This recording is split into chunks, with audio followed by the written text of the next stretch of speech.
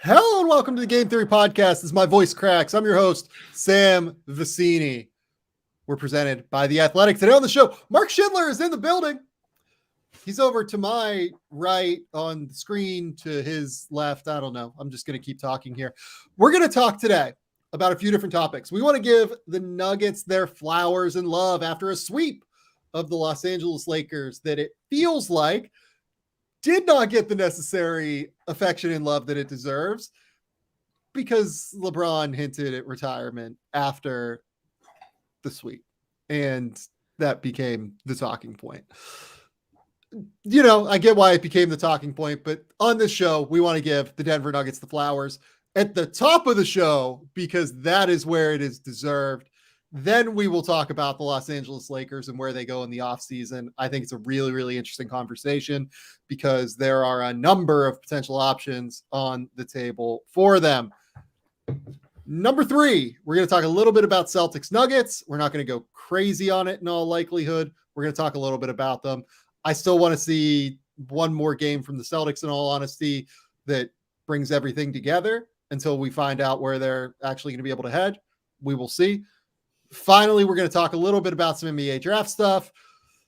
Mark does not have any fire takes right now. I'm so disappointed in you. I'm disappointed. Didn't bring anything to the table.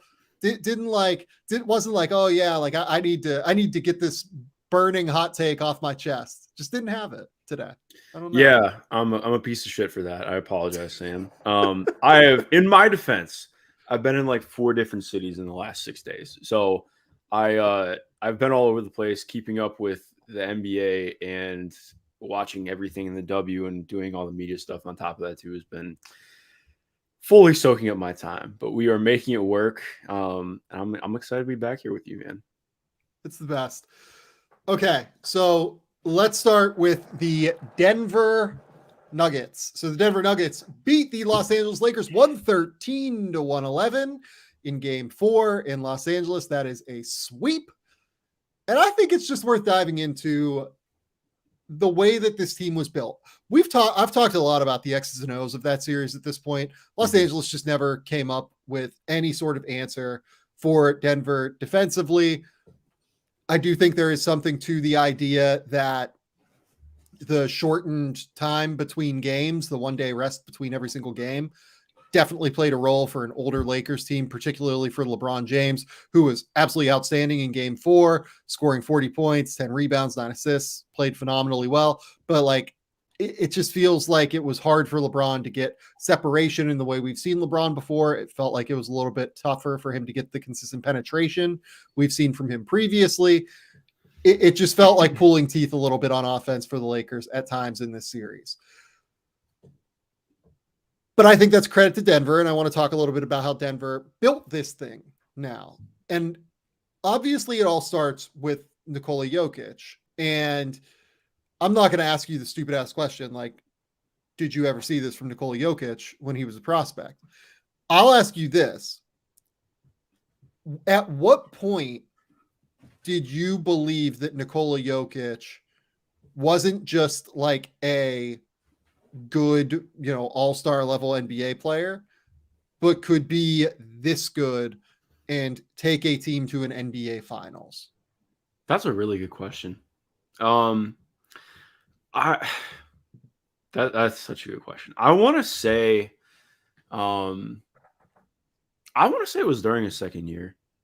Honestly, like that's wow.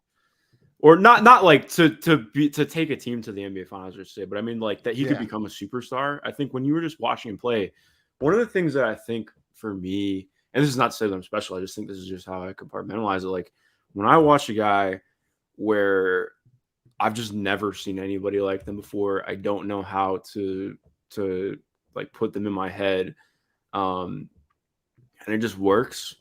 Like that's, to me, like that is how I would say I categorize superstardom to a lot of people. Like, and I think it's one of the things that's tried to make me rethink how I look at things in the draft from time to time, because it's like, all right, well, it's funky, it's weird, but also it's incredibly effective. I've just never really seen it before, at least not at a high level. So like, what does that mean? What do you take from this? And I think to me, yeah, like I look at that back end of Denver's season in 2016, 2017, when he becomes a full-time starter after kind of, playing as the first man off the bench for a lot of the beginning of the season. And then he's ripping off all these triple doubles. He's scoring 40 points in multiple games. Like I think he scored I pulled it up right now. He scored double digits in March every single game except for one. And like, I think that's to me, like, and especially knowing what that roster was at the time, like they were interesting, but not good like that. I would actually love to talk more about like just that roster in general and how they got to this point. But I think for me, like becoming like the best player in basketball, I don't know if I saw that, but I think the bones of like this guy could be a top 10 player in the NBA. Like I think that we saw that for the first time in 2017 is where I'm at. I think the bones of it is right. In 2017, I mean, 2016-17 is the year they traded Yusuf Nurkic, right? And it's clear that trade was to clear out the space for Nikola Jokic to be able to develop into this kind of player that he became. I was a late adopter on Jokic. Yeah. I was fucking wrong on this because this tends to like not be my player type. And I tend to be a little bit late on outliers in this way. I saw the vision. I saw the feel. I got all of that. I also was just worried about like the conditioning, and then I'd be worried about, the ability to consistently score on the interior. I knew he had great touch, but like wasn't really shooting from three yet at that point either. And really even up until, what I would say the first MVP year was like the first year he was truly consistent as like a shooter from distance. Mm-hmm. I will say that like I definitely bought all-star upside by like year 3 at least. I got the talent there, but I was late on Jokic in like a real way in terms of like being able to be an MVP candidate at the very least. I think Denver fans thought this dude was like an MVP candidate. Certainly not in 2017, but honestly, I would say like the first all-star year in like 2018-19, I think at that point they realized like this isn't just like a great NBA player that's an all-star. Like Adam Mares, like the guys over there, like they really truly believed in Jokic as not just being a good player, but being like a genuinely, truly elite player in the NBA. And yeah, I mean, it's a credit to them. And by the way, the other people that believed are the Nuggets front office. Like they felt like they really had something here. And it's just fascinating. I mean, look, you said like you wanted to look at that 2016-17 roster, and it is a roster. Like, oh man, it's a fascinating group, right? And like, that is what, third year Gary Harris. It's let me just pull it up right now. It's Danilo Gallinari still. Yeah, Gary Harris, like you mentioned, I think second or third year Gary Harris, who never forget Gary. Like I was one of the people. I was a late adopter on Jamal Murray. I liked Jamal Murray. I thought he was gonna be good. He took a minute to get going, and Gary looked like a future all-star. Like he was so good. But yeah, Wilson Chandler, Will Barton, Jameer Nelson is starting games for them. Like age 34, 35, Jameer Nelson is starting games. Yeah. Emmanuel Mudiay, never forget. Yep. Mason Plumlee's on that team after a trade. Obviously Jamal in his rookie year. Kenneth Farid is still playing minutes for them. Nurk, Darrell Arthur is playing real minutes. Wancho was playing minutes. Like that was Mike Miller is on this roster, by the way. Yeah. This was a team. Like it was certainly a team. But I think like they were in such an odd place because I loved the Nuggets so much because they were like, me, like I love those guys who are kind of fringy. Like Wilson Chandler is one of my like 10, 15 favorite NBA players of all time. He was just super fun. Honestly, like it sounds so wild to say, but like I think he was like 5 years too late in getting drafted. I love it. Like straight up, like dude, watching his New York Knicks highlights that's my favorite shit. I love it. Those Knicks teams were so like blah, but he was just really fun. I think he went like 39th in his draft, and I think he averaged 14 or 15 as a rookie. It was just fun, man. Really fun player. But point being, when I think the point here is this is very clearly a Nuggets team in between eras, right? Like these are like, this is remnants of the Carmelo Anthony trade mixed with like Jamal Murray, Malik Beasley, Nikola Jokic, the guys they drafted after that, right? As they were trying to rebuild and transition into it. Mm-hmm. And I think that like, this is where the big word for them is like patience. Like this was just a super patient build, a very patient organization that was willing to let Nikola Jokic build into the player that he was. And I think I would be remiss if I didn't talk a little bit about like Jokic and their process, like for drafting and evaluating him, just because like I literally wrote what is probably the definitive story about that at this point. Talked to like Tim Connolly, Misko Raznatovic, like literally like everybody associated with Jokic from like pre-draft, Hoop Summit, everything like that. I don't know if people remember this, but like, and this is what I led that article with that I wrote a couple years ago. Like a week before the draft, on the day that is like the early entry date for international players, Misko Raznatovic, who is Jokic's agent, tweeted, Nikola Jokic will be withdrawing from the 2024 NBA draft. And essentially, Jokic, the thing was like that Misko, like, I guess, didn't have a guarantee for Jokic, right? And he did this to kind of try and build like excitement, to try and be like, see if any team would come out of the woodwork and be like, no, this is the guy that we want. And this was after, if people remember, the 2014 Nike Hoop Summit, where he came in and was like, kind of frankly, an afterthought at that Hoop Summit. Like he was by far not like the most relevant player at that Hoop Summit. So like looking back at that Nike Hoop Summit roster, he was not even the most relevant player to end up as a first round pick for the Denver Nuggets, or as a draft pick from the Denver Nuggets on the world team, because that was Emmanuel Mudiay, who went 7th overall in the I guess that would have been 2014 or 2015. It would have been 2015 NBA draft. Mm-hmm. So like you go back through this roster and just counting the number of players that people were more excited about than Nikola Jokic. Cliff Alexander, Stanley Johnson, Tyus Jones, Jahlil Okafor, Kelly Oubre for sure, Miles Turner, Justice Winslow. That's like 7 guys there. On the world team, honestly, they were more excited about seeing Clint Capella at that point. Damian Inglis, do you remember Damian Inglis, the like super long arm guy that ended up playing for the Bucks? He ended up playing super well at that Hoop Summit and like earning like an early 2nd round pick. I think he went ahead of Nikola Jokic in that draft. Trey Lyles was like a 5-star kid. Emmanuel Mudiay, that's 10. Jamal Murray, that's 11. And then Karl Towns is 12, who was on that roster. There are literally a dozen players, maybe more, that NBA teams were more interested in seeing than Nikola Jokic.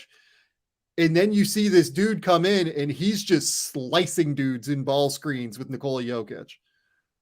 Like, it was awesome. It was super, super impressive to see it happen. And that's what ended up earning him the notice of NBA scouts. And Denver, Tim Connolly was at that event. And he told me about how he gets into a car with Arturas Karnisovas, who was their assistant GM at the time, now the head of basketball operations for the Bulls. And he goes, oh my God, like Jokic is killing these dudes out here. And he still was like 250 pounds, 6'10", kind of pudgy, like kind of like not in shape at all. And even after he sliced and diced those dudes all week in practice, there was like no excitement really about him in the gym. That's how he ends up going 42 or whatever he goes. But fast forward to like the week before the draft, Mishko says he's pulling him out.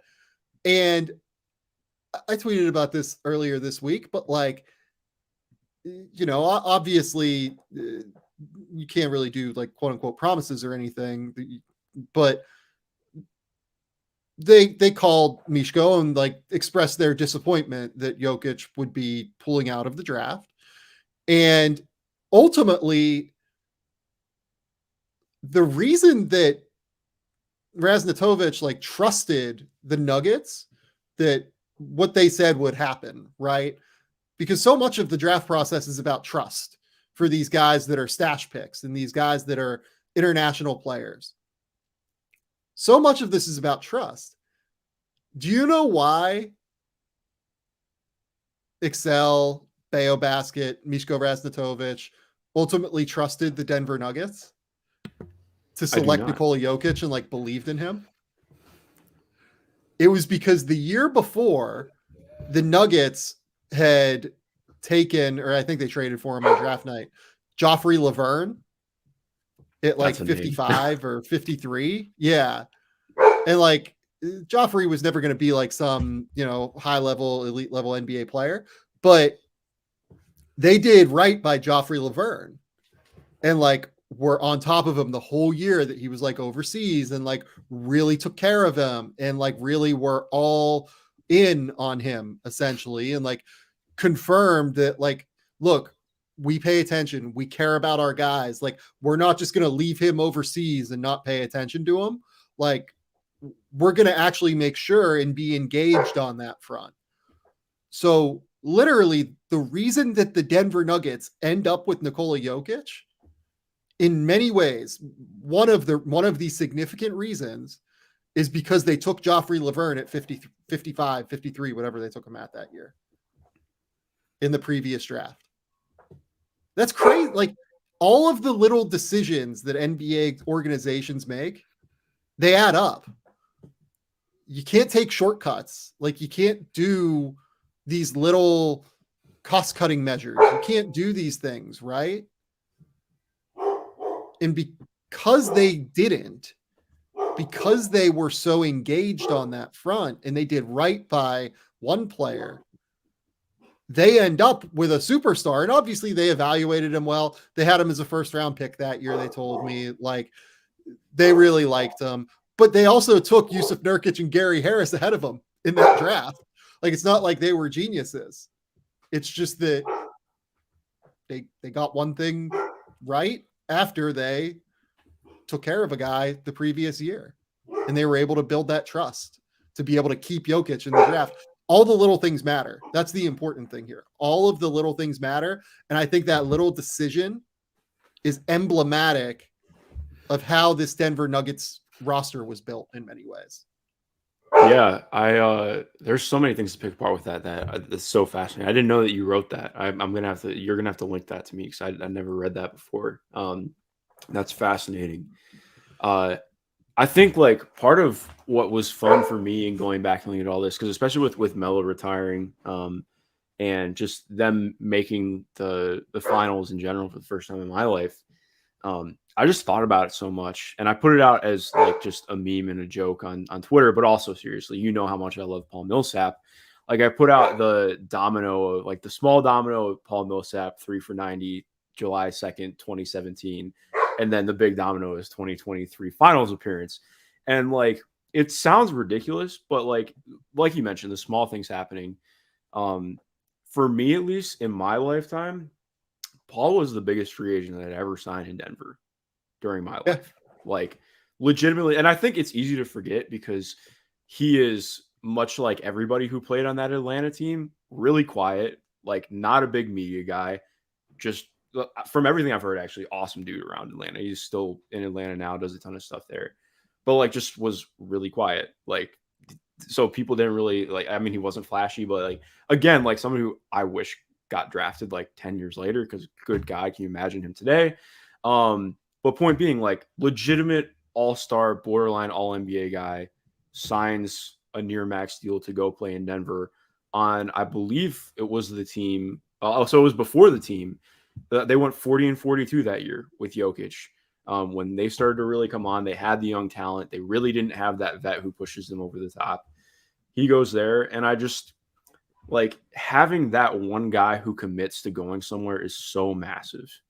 Yep. It sounds like such a minor thing, but like being able to get that top 25 talent who helps like reinforce your foundation and up the floor and the ceiling simultaneously is huge. And I think it's like easy to lose sight of because he wasn't a big focal point by the time they got to their contending stage, but I genuinely don't think that they get there without him. And I think that just brings up so much more for them from where they go, you know, and it's all the other things like you're mentioning, like their patience is kind of wild. Like, and I think it's less to just say like, oh, well, this is the greatest organization of all time. More just like, it's so different now. Like, I think part of it probably is like, they just have, you can say a lot of things about the Kroenkes for sure as an ownership group and what they do or don't do with their money. But I think like looking at this overall, like you just don't find very often now where a team is able to take 6 years to build something. And it's not that they built this with 6 years in mind. Like they got absolutely smashed with injuries. And I think that got so undersold in the background, like how much injuries really hurt this team. Like, and I'm not just trying to go to bat for them. I think like, I mean, they had legitimately poor showings in the playoffs, but the point is you don't get the chance to shit the bed in the playoffs more than once most of the time. And like, I still think like when you look at what happened against Phoenix, that's so much more about who they didn't have and Phoenix being good. And you look at all these other things like, okay, well, you know, the Aaron Gordon trade happens and that team looked like a title contender right there, right then over that like 8-game stretch before Jamal gets injured. And then, okay, that happens and it's the bubble. It's like, oh, well, damn, you know, that's kind of out the window. We'll see what happens next year. MPJ gets injured after, like, again, easy to forget, like MPJ averaged what, like 30-8 on like 70% true shooting, like the last 35 games of that season. Like it literally looked like he's like on the verge of this guy. If he just doesn't get injured, he's going to be an all NBA player. Gets injured the next year. So like, it's just this confluence of all these little things where like they still built into being a very good team, but had always like that thing that pushed them away from becoming a great team. And like, easy to forget about. And I'm not just saying this because I love the dude, but like Gary Harris's injury and fall off was huge, man. Like, especially with Jamal, like I really don't think Jamal super established himself until like year 3-4, you know, like starting to really become that guy. The consistency was always a thing. I still think like the consistency, we finally have hit that point in like the last year or two where he got to that. But like we mentioned, like even when it looked like Gary might not be an all-star guy, like it was like, okay, well, we have this dude who shoots 40% from three, is an all defense level guy. That's perfect. Like we need that. And then his, like I've talked to so many people in Denver about like what the hell happened. Like I think a lot of it was just confluence of 8 million lower body injuries happening. And it's been awesome to see his shot come back around, but like his offense just died and he became like borderline, not unplayable because they needed him defensively, but he was so hard to have on the court offensively with where he was at. And like, when you look at exactly like you mentioned, just like when you have all those guys, like the Emmanuel Mudiay pick did not work at all. And just having the way that this stuff played out it is fascinating to go back and look at. And you can go even farther and look like, okay, the 57-win Andre Iguodala team after the Carmelo trade happens. Yep. And then Andre bounces, not saying it was right or wrong, but he does. And that team, George Karl gets fired, the Brian Shaw era. I'm not old enough to really have thoughts on what he was as a coach, but that era does not work out at all. And then they just become this kind of like hodgepodge of we have guys who can play basketball and they're kind of that's what the post Carmelo Anthony was, like hodgepodge of guys that can play basketball. And they just like kind of continued to find guys that were good. Like, I think that's what this front office like always did. Like, seriously, like throughout the conversation I had with Tim Connolly, like when I wrote this Jokic thing, as they were building this thing, because the core is basically the same outside of the Aaron Gordon move. I don't think they had Aaron Gordon by 2021. Maybe they did by the end of the year. I can't remember. But like they're so upfront with you. Like, look, we think we do a good job of evaluating, but like, this is luck. Like, so much of this, like hitting on Jokic is luck. Like, we missed on Emmanuel Mudiay. Like they missed on a couple of players. Like, they miss less than other teams do. And I think that's what matters. But like, their goal was like, we're going to take good people that we want to have in the organization and just continue to slowly, methodically build.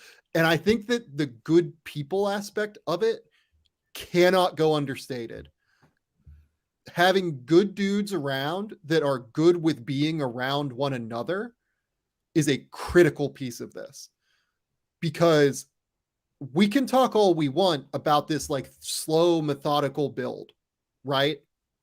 And just like going down the road and like continuing to get the guys that you want, continuing to evaluate well. If you don't find the right mix of personalities and human beings that can stand to be around one another for 5 years, 6 years, 7 years, as this thing builds, you're going to have to move them. And your whole build then changes. Your whole idea of what this roster can be changes. And I think that like, that's where, frankly, like, let's be real about this one. Like, there were questions about Michael Porter Jr. coming out of college in terms of this, in terms of like, you know, what kind of person is he? Not to say like it was a terrible, like off the court, but like what kind of locker room presence is he going to be, especially if he's not the primary option, right? Because all throughout Michael Porter's career at that point, he'd been the guy, he'd been the dude. He was a top 3 prospect in his class. He was unbelievable. What Denver nailed in terms of evaluation, he'd be good with that. We didn't know that at the time, but they nailed the fact that he would be good with that, and that he would be good winning and being on a winning team and being that guy. And shout out to Michael Porter for being willing to be that guy and for proving, you know, anybody that had questions about him in that regard wrong, because they existed. And shout out to, you know, Jamal Murray. Like, Jamal Murray's always a guy that like people thought would be like a great character guy. Shout out to, you know, Aaron Gordon, another guy that's like an unbelievable character guy. You look up and down the roster, and they've just done this tremendous job of finding these core pieces that were going to be good with being around one another for so long. Like that was, again, like when I talked to Tim for that story, like that was such a big part of what he told. Like, it was, we need to find people that will allow us to build in this way. Like, they really, truly cared about the human aspect of it. And because of that, they were able to make this slow, methodical build. And I think that's huge. Yeah, no, definitely, man. I couldn't agree more. The other thing is, like, Denver, I think, did a really good job of evaluating skill sets that are untraditional. So, like, one of the things that Tim Connolly told me is, like, I asked them specifically, like, is there something that Nikola Jokic did that you can pinpoint that you guys really connected to in the pre-draft process that you thought was like an undervalued part of his game, or like an undervalued, like a marginal inefficiency for him as a prospect?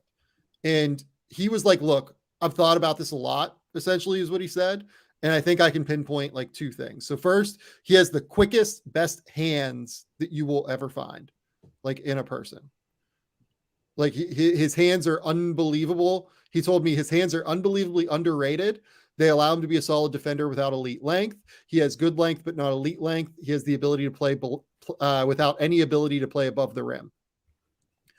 Also, they say the best baseball hitters, like Ted Williams, could see the seams of a baseball. I think he processes things that quickly, but is able to also play at his own speed. Nikola's almost like an algorithm. He sees it, mental snapshot, he's able to do it. he never gets sped up, and he's almost never out of options.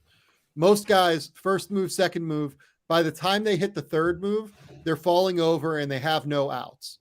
Every time he catches the ball, he has 15 outs.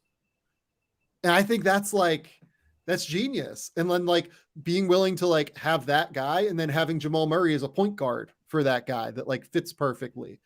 And then understanding that Michael Porter Jr. would be the perfect off-ball scorer for him because he's an awesome cutter and because he's a terrific shooter. And then understanding that the perfect guy in between them is Aaron Gordon, and deciding, you know what, we're going to overpay to acquire Aaron Gordon on the trade market because at the end of the day, this is the exact player that we need in between these two guys. It's just all brilliant across the board. I think that every NBA title contender, essentially, any NBA team that reaches this height, there's so much more luck involved with it than people like to say. These things hang like on a fucking shoestring in terms of they could go one way or another, and you never know. I think Denver, obviously there are a number of moments where this could have gone wrong. Injuries, as you mentioned, I think is a huge critical factor here. But the fact that they were able to pinpoint the exact players that fit around their stars after they evaluated the star, I think is just so crazy, impressive, and valuable. Yeah, no, I agree. I think like hitting on the secondary stuff is almost more important than hitting on the star player, because I think like it's easy to find the star talent. Obviously, I think with Jokic it was different, but in general, like I think it's very difficult to. I mean, we've just seen so many people struggle to put the right talent around guys, and I think like just to answer a question in the pod, not in the pod, in the comments, like from I think S. Bahraini put, like how important do you think that the character evaluation is in the draft? And I think like this is not to sound like on my soapbox, but I think part of the thing where I've really started to just diverge so much from quote unquote draft Twitter is like understanding how much that stuff has to play in. Like talent is incredibly important, but the ability to unlock potential, so much of that is about being in the right environment, being able to adapt to that environment, and willingness. And like that is very much something you have to scout and know. Like anybody you talk to in a front office or on a coaching staff or a player development staff is going to talk about how important ability to adapt is, because so many of these guys are coming out of being, a star-ish level player, having that kind of usage to having to figure out what they are at the next level. And that's just really damn tough for people to do. So I think it's incredibly important. And like you mentioned, like, honestly, what was so fun about watching the way the Nuggets built stuff, they did a much better job of drafting for role than drafting for stars. Like, obviously, like, I mean, we mentioned with Moutier, I think, and that's not to be unfair to him, like more stuff happened than just that, but like he was a pretty raw prospect in that regard. But like, I mean, you look at what they did role wise, like, okay, the Tyler Lydon pick sucked, but like everything else you look at, like, okay, they have Trey, like Trey Lyles ended up becoming a really solid, even though he didn't end up going there. Like, well, like we're going to get obliterated for this, but like Denver fans look back on that and they're like, we could have had Donovan Mitchell because they traded the Donovan Mitchell pick for Tyler Lydon and Trey Lyles, essentially. Yeah. Look, that's another example of how this thing hangs on a shoestring, right? Yeah. Like, well, like exactly. That's the point. Like, they didn't do a good job of drafting stars, but other than Nikola. But like, here's the thing: they kind of did. Like, they drafted Jokic, they drafted Murray, and they drafted Michael Porter. Like, they were the team that took the risk on Michael Porter, despite the back concerns that he had pre-draft. Right? Michael Porter should have gone top 5 in the draft if he didn't have the back concerns. Right? Oh, for sure. I had him, even with the back concerns, I had him at 6 on my board. And I was like, this guy's just like such an immense talent that we have to take a flyer on it. But like, that's like a real, like they were the team that evaluated that like the risk is worth the reward here on Michael Porter, and they went for it and they nailed it. Like they got the most out of that pick. So like, I know what you're saying. You're right. Like they missed Emmanuel Mudiay, they missed on Mitchell, like they missed on a few other guys, but like they did the Tyler Lydon pick. It just goes to show you're never going to get everything right. Like building a roster is so fucking hard in the NBA. You are never going to get everything right at the end of the day. You're just not. But it's how you bounce back from that and how you give yourself outs in terms of versatility. I think Denver did a really good job of giving itself outs. And because they gave themselves outs, they really allowed themselves the ability to be patient on a lot of levels. Yeah, no, definitely. I think like you mentioned, hitting on everything is just not attainable. Like I think anytime that part of what is almost humbling at times in talking to in talking to people who work in front offices and stuff is like recognizing and I don't think it's everyone. I do think that a lot of times in sports there's way too much like, well, you got to be the best mindset, but like I do think there is legitimately like a pretty good understanding of in the best front offices, like we're not going to be perfect. We just have to roll with the punches and do our best. And I think that stands out. No, I think that's absolutely right. It's huge. Just in terms of the way they built the rest of this roster out, they draft Nikola Jokic, they draft Jamal Murray. Jokic stays overseas for a year, by the way, goes from what he was to Adriatic League MVP in his pre-draft year, which is just fucking bonkers for a teenager to win Adriatic League MVP, essentially. Because he was stashed, they ended up being pretty poor the next year. They draft Jamal Murray 2 years later, 2015 or 2016 for Jamal Murray. I can't remember. I think it was 2015. I want to say. Yeah. Let me, I'll keep talking as we're going here, but they draft Jamal Murray in, he was 2016. Yeah, he's 2016 draft. Then they draft Michael Porter Jr. in 2018. And that's like the core group of this team. But meanwhile, throughout that time, prior to the, Michael Porter draft in 2018, they go 46 and 36, as you mentioned that year.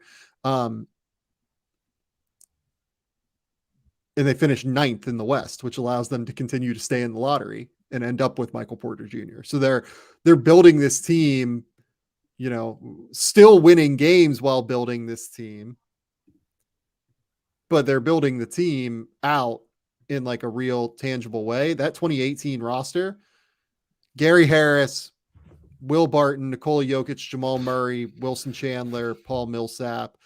The trade for Yusuf Nurkic ended up being Mason Plumlee and I think a first for Nurkic and a second, if memory serves. I think so. They still have Emmanuel Mudiay on the roster.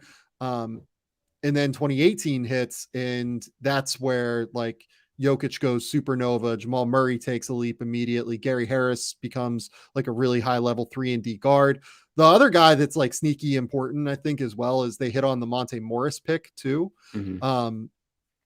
Monte Morris is a guy that they take in 2017, and he ends up being like one of the best backup point guards in the NBA. Another guy, by the way, where they hit on some really, really sharp,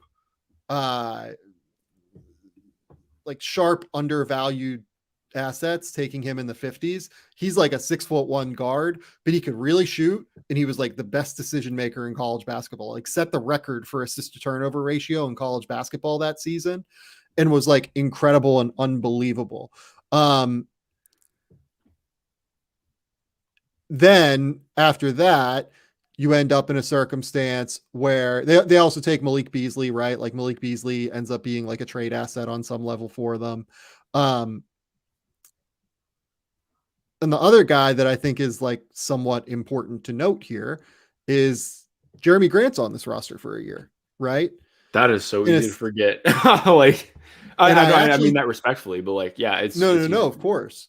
But I think that what's important about this part of it is that Jeremy Grant is like kind of the test drive for Aaron Gordon in some ways, right? Like they have this, Jeremy Grant come in after trading for him, and they realized that like, oh my God, like this is perfect. Like we have this guy who can like really crash and like play defense and be able to be energetic. Jeremy Grant that played for the Denver Nuggets was drastically different than the Jeremy Grant that we know now playing for Portland and playing for even Detroit a couple years ago. He was like crashing the glass. He's almost like a big as opposed to a wing. Like he was a center at times in small ball lineups and was like huge for them, like switchable, athletic, energetic. And I think that getting him allowed them to know we can go, they lose him in free agency, but getting him allowed them to know we can go all in on Aaron Gordon and we can feel good about it and feel like this is the exact guy that fits because we've seen this before. Like there's no real risk here for like, we know Aaron's the guy that like fits our roster and works. So I think that's huge. They also obviously drafted Jared Vanderbilt as well. Like Jared, like didn't play a ton in 2020 at all, but like that's an important thing as well. Like that's another asset for them, another valuable player that like literally they just played in the playoffs and started multiple games. It's just they nailed the big decisions. They nailed the little decisions. Even someone like PJ Dozier was like really good prior to tearing his ACL again that year. And like PJ is a guy that had injury concerns coming out of South Carolina as well. It's why he goes undrafted, but like they took a real shot on him. It worked out. They were just willing to take like injury flyers on guys and, guys with like, yellow flags in the draft process, or maybe even they were flagged by some teams red, right? Like do not draft. They were a little bit more open to taking those chances, I think. And then, they do acquire, Aaron Gordon in 2021. And that essentially is the core. They're, Jokic, Jamal Murray, Aaron Gordon, and Michael Porter Jr. That's your foursome, and you're going to ride with it. And then unfortunately, like Mark said, they get hurt. That last season, they were just really all over the place. It was hard for Jokic. You didn't have Jamal Murray, didn't have Porter. They had no creation outside of him. They obviously like drafted Bones Highland as well. I think Bones is like categorized fairly as a miss, even though he's like a very clear talent. It's just that it didn't work within their front office, right? Or within their like locker room, seemingly on some level. It seems like Bones wanted a bigger role and like reasonable. That's fine. But they move off of these guys that I think aren't fits pretty quickly as well. Yeah. And I think it's a credit to them again. And then this offseason came like kind of the final touches, right? So they get Kentavious Caldwell-Pope for that importantly aforementioned, Monte Morris pick, where it's Will Barton and Monte Morris for, Ish Smith and Kentavious Caldwell-Pope. And KCP is like the perfect defensive wing that can take some pressure off of Jamal Murray and can knock down shots from three and space the floor, and they can play 5 out while still having like playmakers and dribble pass shoot guys all over the court. They draft Christian Brown. Christian Brown is phenomenal and incredible in terms of being a role player that's athletic and has potential to shoot and like just be an energy guy. And then Jeff Green as well. Like Jeff Green is a guy that was like on the scrap heap for a while and like was getting minimum contracts. And Jeff Green's their, 6th or 7th most important player now, 7th most important player now. So, and then the final piece of this is Bruce Brown, and Bruce Brown has been enormous for them as essentially a guy that can play with or without Jokic because of his playmaking ability, his increased confidence as a shooter, all of this. I think it's just absolutely enormous. Yeah, no, it's interesting too, because I think so much of the year, even as good as they were, there were still questions like, oh, was the rotation good enough? Should they do this? Should they do that? Like, can they maybe add one more guy? And I think, obviously we've landed on, it looks pretty good. But I think it's interesting too, because like you look at even down the way, like they tried to make things, they tried to tweak things up. Like easy to forget that Thomas Bryant and Reggie Jackson were acquired this season. Like, yeah. Given what their backup center situation was. And then they've basically just gone to the point of now it's like, hey, Jeff Green, small ball 5. Like that's been the option now. It's like Jeff Green play the 5, play with Bruce Brown, play with just switchy and do more because we cannot make this work with having a 5 out there. Yep. because I still I have Zeke Najee hopes long term still, but like it hasn't happened. At least to the level that they want it to, like to be this level of team, it's hard to just be like, oh, well, we're gonna figure it out. But yeah, man, it's looking at the turnover and the way things have gone has been really interesting. Yeah, and it is really interesting. Like, I've seen a couple of people, ask something like this in the comments: are players like Jokic and Draymond Green predictable or projectable for draft purposes, or are players that change the paradigm just by definition something that can be recognized in hindsight? It's a great question. I think that I think that we often underrate elite skills. Like Draymond Green at Michigan State. So look, like Draymond Green was like heavy at Michigan State. And this is like, both of these guys are like the, shout out Ethan Strauss, whatever you think of them, right? Like Ethan Strauss had the idea of fat is potential in disguise, and like being a little bit heavy, I think does often become something that, can hide these things. The things that were recognizable about Draymond and Jokic were always the feel. They always had the feel stuff. And both of those guys, I think Jokic might have been the first year I did draft evaluation, like at all. And then Draymond was before I did it. So like, I can't sit here and like, be an expert on those guys. But I think that what I often look for is I try to understand who are the guys that genuinely have just like truly elite feel. Not just like good feel, but like, is there a chance that this player is just truly special in terms of the way that he sees the game that allows him to be successful? And both Jokic and Draymond Green, they both like produced at exceptionally high levels. Like even Jokic in that pre-draft year where he was like 18, 19 playing for Mega, he was like not really a starter, but he played, I think it was, like 20 to 22 minutes a night or something. And I think he averaged like 10 or 11 points and like a couple of assists and like 5 rebounds or something. Like for that age level, he was like very, very productive. And then he like exploded into being like the MVP of that league the next year. Yeah, I think my answer to this is somewhere in between.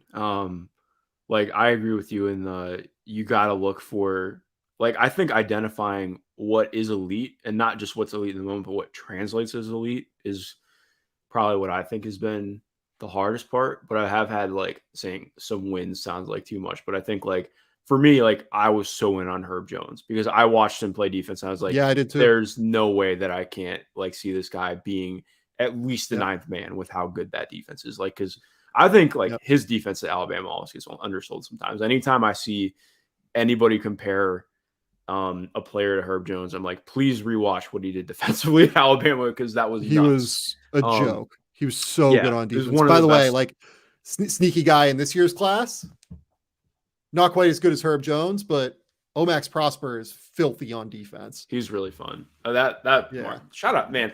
I'm bummed that we're not going to get to watch that Marquette team fully assembled next year because that was so fun this year. But point being, like you mentioned, also Iguodala Hive assemble. Very fun college player. That ends for me. But like I think, like you mentioned, the spotting the elite skill I think is the most important.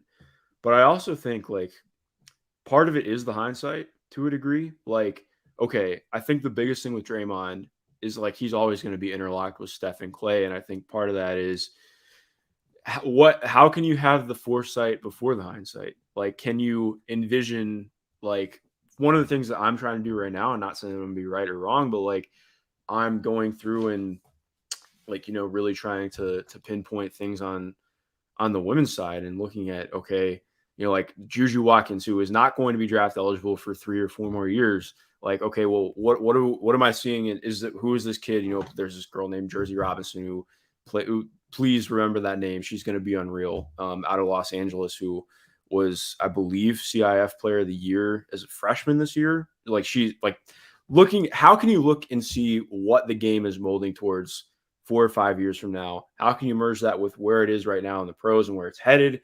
and how can you kind of blend that together and try and envision it. And part of that, you're not going to be able to do that fully in the moment. I don't think that anybody could have really, like, nobody had ever played the way that the Warriors had before at the pro level or in any level, really. Like, with that kind of pace, with that kind of spacing, with the kind of way that they built it, like, there had been like versions of that built into it. But like, to that point, like having it be like, this is what we do, this is our bread and butter, this is how we open everything up.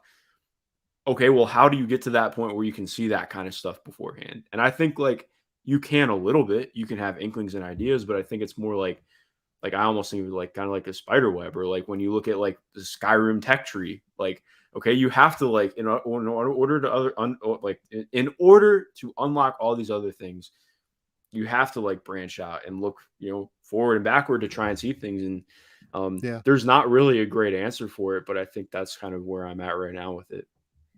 Well, and I think like this is where the future of team building kind of goes. Like every year it's like cyclical in terms of like what did the NBA finalists do that we didn't? What did X, Y, and Z do that we didn't?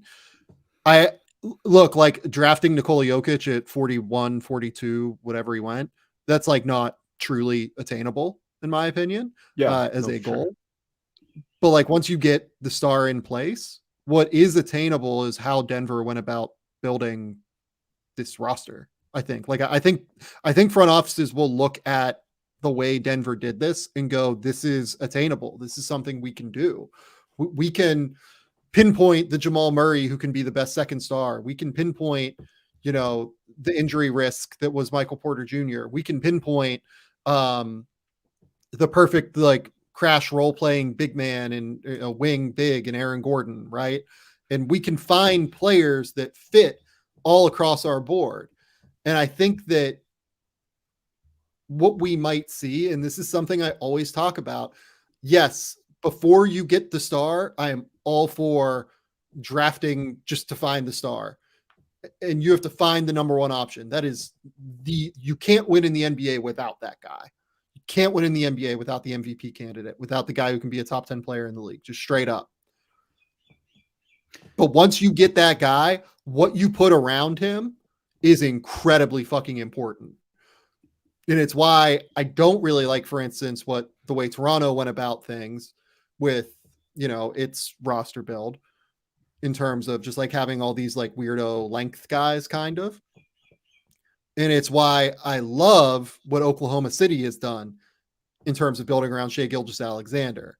Like Toronto and Oklahoma City are like two different sides of the same coin in terms of like they draft super long, very big, positional size,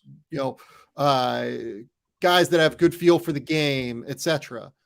The thing that Oklahoma City does differently though is they draft guys with super high level skill, with guys that are, I'm not saying Toronto doesn't draft guys with great character, but like, they prioritize character at a super high level. And they draft guys that will work around their star players. Oklahoma City's build right now is like, this is the next in the iteration of the Denver build, in my opinion. This is the next team that's doing this. And Oklahoma City is probably 4 or 5 years away from winning a title. But they're the team that's doing this, in the way that they're doing it well. NBA Rigged, I think, asked a really good question here. Who are the 3 individuals most responsible for assembling the Denver Nuggets championship squad? Number 1 is Nikola Jokic, just straight up. Like, I get it that like you're asking about assembled, but like none of this happens without Nikola Jokic, right? Oh, definitely not. Yeah. Number 2 for me is Tim Connolly. And we haven't mentioned the name Tim Connolly a ton on this podcast, but I think he really deserves flowers. He built the majority of this team before moving on to Minnesota because he got like an enormous contract offer to run their basketball operations last summer. Shout out to Tim Connolly. I think he absolutely deserves the second most credit. The third guy is either Calvin Booth or it's Michael Malone. It's one of the two. I'm willing to listen on either. Both certainly played a role. The other guy that played a really important role is a guy that we mentioned earlier, Arturas Karnisovas, played a really important role in this in terms of evaluation and finding guys, and like his, relationships overseas and everything played a really critical role. But those are like the 4 or 5, I would say, that are like the most important by far. Yeah, no, I would agree with that. We already gave Millsap love, so I don't have to say him again, but he is the best. What else did I want to say? I did want to backtrack a little bit because I think our guy Esfandiar Bahraini asked another really great question. How much of this is also trying to nail a moving target? It's finding the right fit organizationally, plus trying to track bigger trends and hoops. Like Sam said, it feels like luck for a lot of it. I think part of what's so hard in it is that I don't in some ways, yes, on the nailing and moving target part. But again, I think what gets undersold a lot is what is your organizational mandate and what kind of flexibility do you have within that? Because I think part of what's so important for OKC is they got the flexibility to do what they wanted to become a team that is going to be a perennial contender potentially if things really hit right. And I think it will. But that's what's so difficult and again, I think that's part of so much of when I first started this, I used to think everything had to be a certain way. Like there's a right or there's a wrong. And I think part of what makes it that much more difficult is that's just not true. Like that there's not a right or wrong way to do things. There's no way to, it's impossible to replicate things also too, with just something that is so vastly different all the time. But just continuing on that, when you're looking at the Indiana Pacers, let's say, if you take a team like that and you're talking about, this team being a contender. Being a contender means something entirely different for the Indiana Pacers than it does for the Oklahoma City Thunder. How you're going to get there, how that's possible, what kind of assets you're going to have to be able to do that, what kind of leeway you're going to have to be able to make that happen. That's just that every team is different. So I think exactly like you're mentioning, that's just that's what makes it tough. And I think I don't know a ton about Toronto's ownership, but I would imagine that's played a part in it as well. How much was Toronto really, not that they should have taken a step back after they won the title, but I don't know, that's going to be interesting to see play out over the next year or so with them. Yeah. I think Toronto does have, really strong, patient ownership. I think that I'm not real worried about their ownership, but I will say that I'm not saying I'm worried about them, but Denver's ownership deserves an immense amount of credit here, for letting this thing ride a little bit. They also there are organizations that would not have paid Michael Porter a max to retain him. There are organizations that would not have paid Aaron Gordon that $22 million extension number after paying 3 maxes in order to retain Aaron Gordon. And look, they've lost some guys along the way. No question, every team has to make financial sacrifices on some level. But I do think it's really important to note, ownership is a big part of this. And ownership is really, really, really critical in this case for Denver. They I feel like when we talk about ownership, we often talk about it in a meddling manner or in some sort of concern trolling kind of thing where will the wrestlers actually pay to keep Atlanta together? Will, are the wrestlers too involved in Atlanta, or are, I should stop saying Atlanta because, that was just one that came to mind, but certainly Matt Ishbia is the most recent new owner that came in, right, and seems to have a real degree of influence. The Cronkies let these guys go and really just build it, and it's huge, and they deserve an immense amount of credit. I think that's all I've got on this.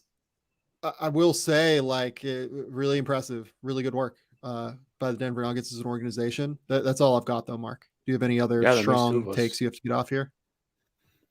Okay. No, I think, that's it for me. Okay. Let's take a quick minute here, and then we're going to talk about the Los Angeles Lakers and where they go from here.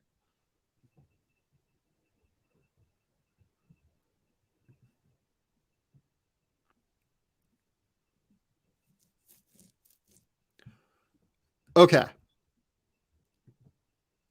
Mark, we're on to the Lakers now. the Lakers are in a very interesting space.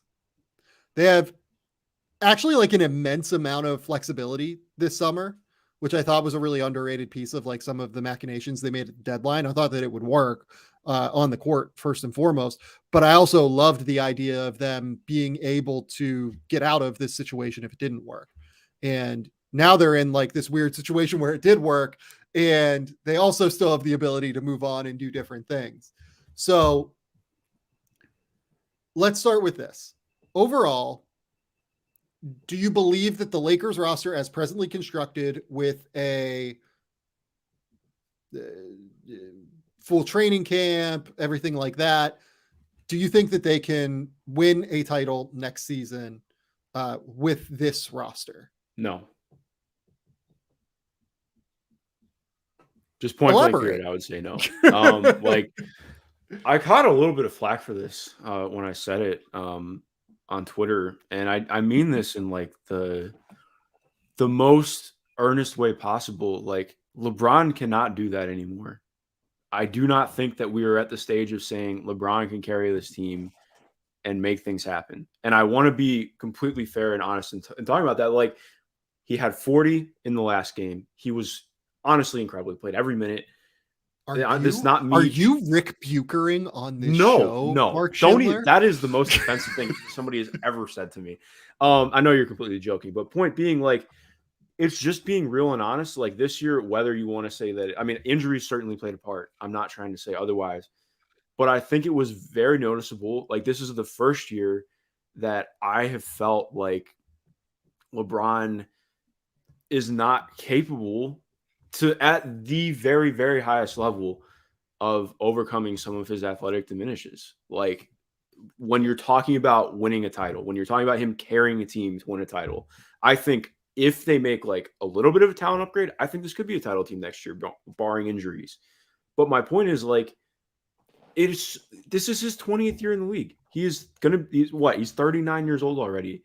And this is not me trying to be unfair. It's just, watch how hard it is for him to score 40. He cannot do it every night. Like, you cannot, this is not like the 2015-16 run where he was legitimately, like, he played every single minute of every game and was unstoppable. Like, it's not the same. And I think it's so tough. Like, when, as much as everybody talked about like look at the threes he's taking, like, this is so rough. Why is it so rough? Why is he taking all those threes? He cannot get into the paint the same way he used to. He doesn't have the same downhill burst and drive. He is not able to create separation at the elite level he was able to. And that has drastically hurt what he can do offensively. That's not to say that he's not still an amazing player. He was rightfully all-star, rightfully all-NBA. There is a steep drop-off from being a top 3-4 player in the league to dropping into the top 10 to 15. Like, well, and I think that where I want to pick up from that is our friend Samson Folk. One of the smartest things, Samson's very fucking smart, first and foremost. But one of the smartest things that he has ever said is, every NBA player can put up 20 points in a game at some point. Yeah. What makes you a star is being able to do it consistently, night after night after night after night. What makes you a superstar is being able to put up 30 consistently, night after night after night. LeBron is capable of reaching those incredible, unbelievable heights that we saw in Game 4. I don't think he can do it anymore every single game in a playoff series with one day in between games. Yes. I think that is where the consistency question comes in. LeBron is still one of the 15 best players in the NBA. He's incredible. He's unbelievable. He deserves an immense amount of credit. I thought the way he battled in Game 4 was fucking staggering. Like, that guy is an unbelievable legend of basketball. He was, throughout the course of this series, and frankly, throughout the course of this playoffs, a mortal NBA superstar, not the like unbelievable, incredible superstar that we've seen previously. and like the guy who like was almost infallible in many ways. And because of that, nuance that's necessary, I think it will be very difficult for this Lakers team without another like star level creator to win a title. They just went to the conference finals. They're incredible. Anthony Davis is unbelievable. He's the best defensive player in the league, and he's like a 22-14 best defensive player in the league. I think they need to find a way to make it a little bit easier on offense for LeBron. And that's where the Kyrie Irving idea comes in. Because as Samuel Hepner asks in the YouTube comments, it's a good name, Sam. How real do you think the Kyrie to LA stuff is? I think that the idea of someone like Kyrie is probably what the Lakers have to explore. The problem, and I think that was the idea of them going out and like prioritizing D'Angelo Russell. It's just that D'Angelo isn't quite good enough to play the role, especially with what he takes off the court defensively. Somebody like this, I think, is the key. I am somewhat skeptical it will be Kyrie because of the mechanics involved in order to acquire Kyrie. Yeah. Do you have thoughts? I think it's certainly possible. Him being there at all, like, it doesn't mean anything, but it also doesn't mean nothing. Like, I don't know. Like, I think it's certainly possible. I love what it could do on the court. I mean, we've seen what that looks like before, but also like it's different now. But like, I think when you're talking about what that could be, like, yeah, totally, that would be incredible. But exactly like you're saying too, I just don't know how feasible that is. But yeah. So I'm really, really intrigued in this idea of trying to find that other hub, kind of, right? Like, who is that other hub? Is there a way to like actually go and acquire that next guy that isn't Kyrie, right? And it's worth kind of breaking into their like cap sheet to discuss that, right? So we have to just talk about like who they have under contract, who they have coming back, et cetera, et cetera. And it's worth noting as well, Rob Pelinka, it seems like, has been pretty clear after they lose this series that they want to keep the young pieces and the young core together within this group. So signed for next season, they have LeBron James, Anthony Davis, they have Jared Vanderbilt, and they have Max Christie. They also have Austin Reeves, who has a $2.19 million cap hold that they will undeniably keep on this roster. They have Rui Hachimura, who has an 18.8 cap hold, and he is a restricted free agent. They have Lonnie Walker, who's an unrestricted free agent, and they have D'Angelo Russell, who's an unrestricted free agent. The team also has Malik Beasley, who has a team option for $16.5 million, and they have Mohamed Bamba on a non-guaranteed deal for $10 million. My working theory on this is that they're going to probably try to explore the trade market using the like Beasley and Bamba deals on some level to see who's out there, retain the Austin Reeves and Rui cap holds for $20 million. And if they do that, if they retain their cap holds for $20 million, basically, they're at like a 106 number in terms, or no, it's like 110 number in terms of like money. And then you have to add in like all of the roster holds as well, which would be, I think like 5 of them. So they would significantly diminish their cap space if they do that. Like by holding on to Rui's cap hold, it like really significantly like diminishes their space. So it makes me think that they probably operate, if they're going to keep as a younger, if they're going to keep their younger pieces like Rui and Austin Reeves, they probably operate as an over the cap team and try and acquire the other guy via trade. The problem is I can't figure out who the other guy is right now. Yeah, well, I have ideas, but I think part of what's tough too, and exactly what you're saying, like I think the guy has to come via trade unless it's Kyrie, because this is not the free agency market this year to make it happen unless we see some like wild stuff happen with guys turning things down. But like I will be interested. I don't know anything about Michael Winger. Bradley Beal is possible.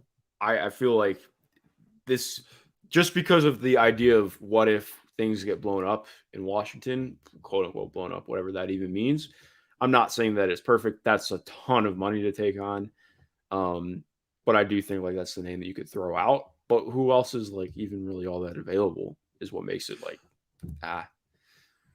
Well, what makes it hard is like, you know, the other name that could reasonably make sense, given that he just signed with Clutch, is Fred VanVleet, right?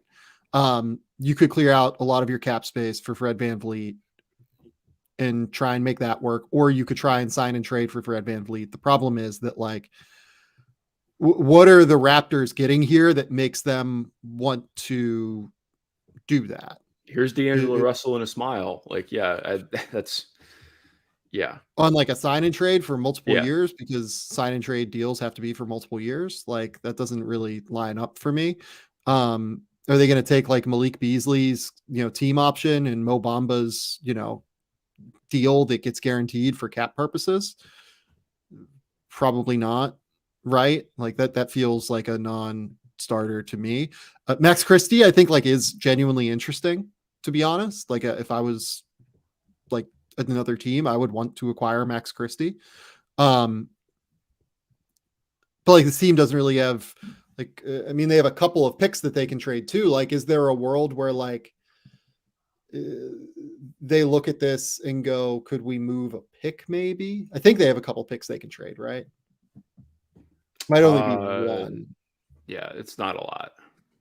Yeah, I'll look this up while we're talking. But like, I think you can't rule out a Fred VanVleet kind of deal. Well, what they could do is they could move 18. Actually, now that I think about it, is there a world where you can do like Fred 18, whoever they take at 18, you know, Max Christie, you know, and the Beasley and Bamba deals for Fred VanVleet?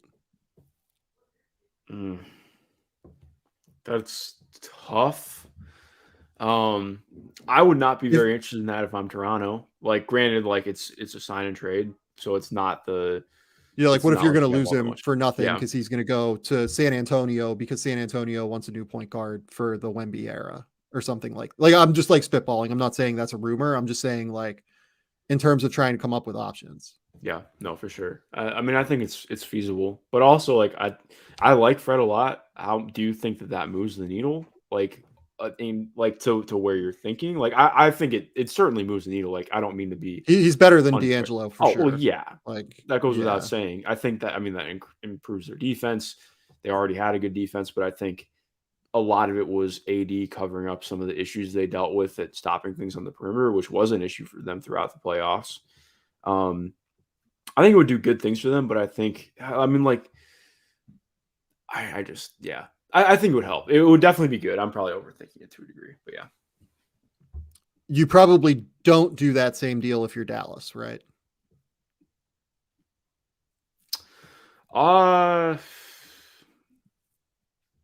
Because I feel like Kyrie has more limited options. And if you don't facilitate a deal with LA for Kyrie, you then force the Lakers into a spot where they can't retain Rui and Austin Reeves if they want to sign Kyrie, or they can't retain Rui. They can retain Austin Reeves in order to, they have to sign him via cap space then. And they also can't pay Kyrie like a full max, whereas Dallas can pay him a full max if they want to retain him. So if you're them, like you probably play a game of chicken, right? Where like you basically say, yeah, if you want to go sign with the Lakers for $15 million less per year, like be our guest, right? Yeah, I mean, like, exactly. I mean, if I'm the Mavs, I'm not playing ball at all with them. Like, Yeah. this is to me like I don't want to like be hyperbolic, but like they cannot mess around with this as the Mavs this offseason. Like, this is a really important offseason for them. Like, every offseason is important, don't get me wrong, but like cannot mess this one up. Yeah. With where they're at. Yeah, no, I agree. So the other part about like getting Kyrie or Fred VanVleet via sign and trade is it like hard caps you at a certain point, which also limits your flexibility in terms of bringing Rui back as well. You can't overpay him. Reeves is going to make, like $11 million next year. So like his number isn't like particularly onerous on their cap sheet. So like they can figure that out. And we'll talk about Austin Reeves' contract in a second. You said you had a couple other lead guard options for the Lakers, though, if they decide to like go out and acquire like the next guy.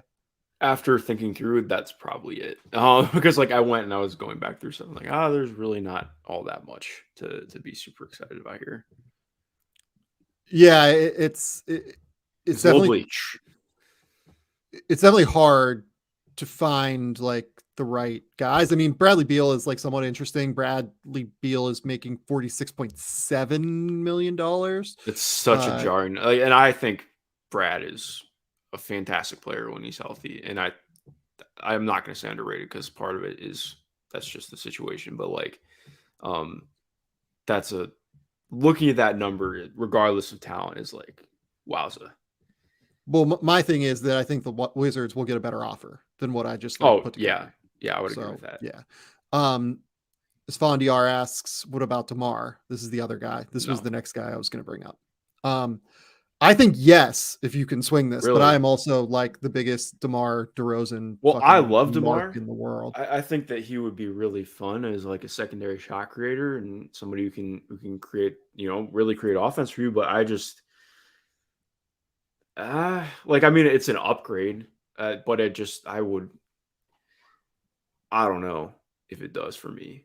I think it does because DeMar can just like create shots at will, and having that other guy that can create shots at will is like super valuable to me. What I will say is the Bulls, I feel like they kind of have to win this year, and I don't know if trading DeMar for like Max Christie and like the number 18 overall pick helps them in that pursuit. Yeah. So like if I'm that front office and like I'm a little bit worried, I probably don't do that. Daniel Garrett brings up Trae Young. I don't understand this at all. If they really wanted to move Trae Young, there is no circumstance where a team doesn't outbid the Lakers. Like genuinely, there's zero circumstance that another team doesn't just like come way over the top and like drastically trump what Los Angeles can offer. Yeah. No, I'd agree with that. And I was, in retrospect, I'm definitely overthinking with DeMar. I mean, DeMar is incredible. He would definitely help them. I think thinking from a playoff setting, I would have some questions. But, I mean, yeah, especially when you're looking at the regular season, that would be – and what you're talking about with being able to stagger lineups and do some things. Yeah. Yeah. I'm also trying to just, like, find, like, other guards. Like, I don't think you can trust Chris Paul with this group. That just like doesn't seem feasible to me, given that your concerns are about like guys staying healthy. I don't think this is the kind of move where Portland would move Anthony Simons for. I think they would be looking for more like immediate help.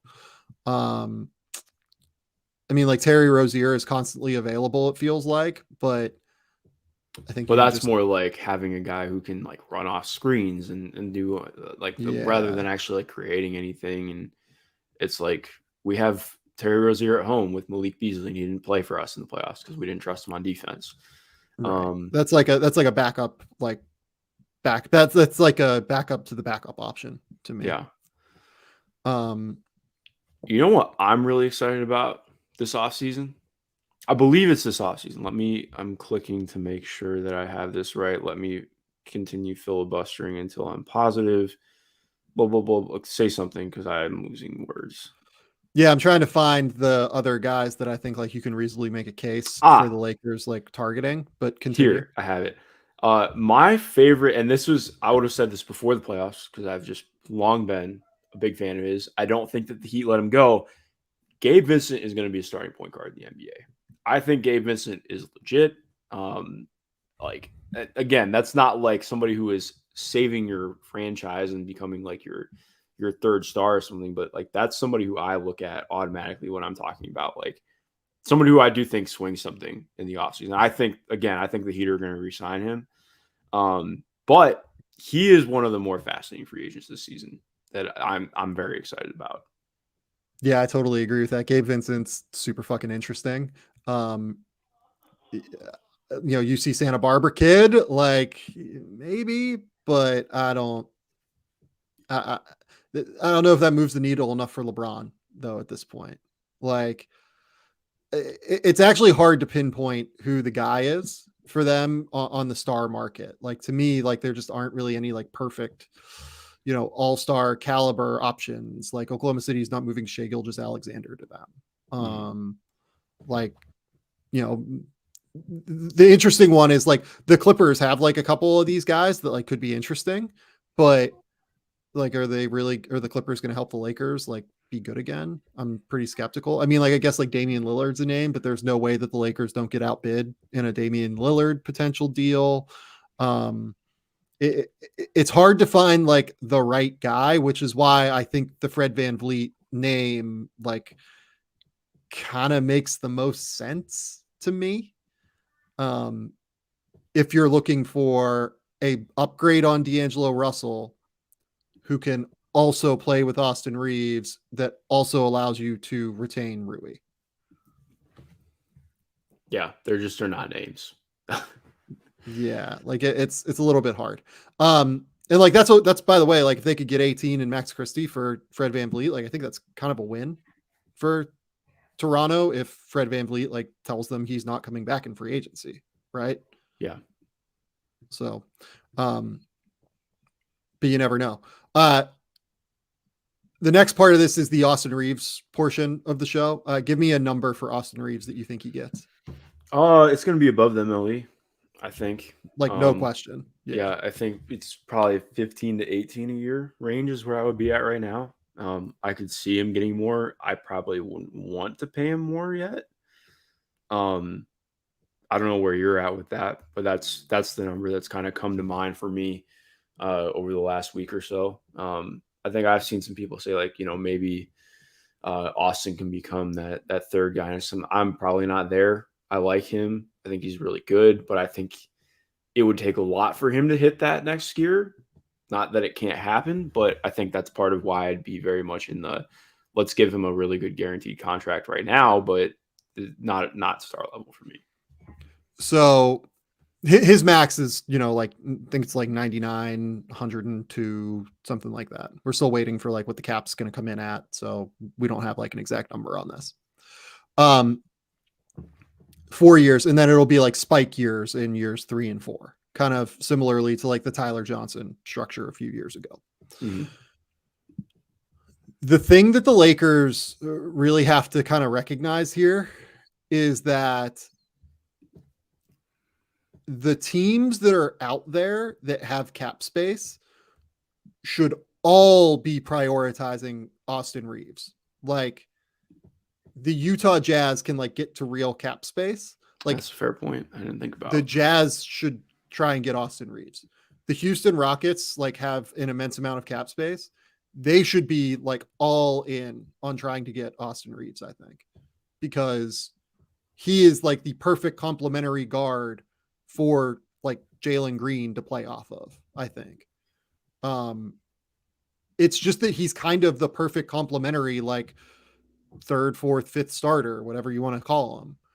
And he has a little bit of upside beyond that. Like, I think he can be like, I don't want to like pigeonhole him into that. He just averaged, I mean, what was he? He was like 15, 5 and 4 or whatever in a conference finals playoff run, right? Like that's it's ridiculous. Like he went Austin Reeves numbers in the playoffs, 17 points, 4.4 rebounds, 4.6 assists versus only 1.6 turnovers. So like a 3-to-1 assist to turnover ratio, 46% from the field, 44% from the three, 90% from the line.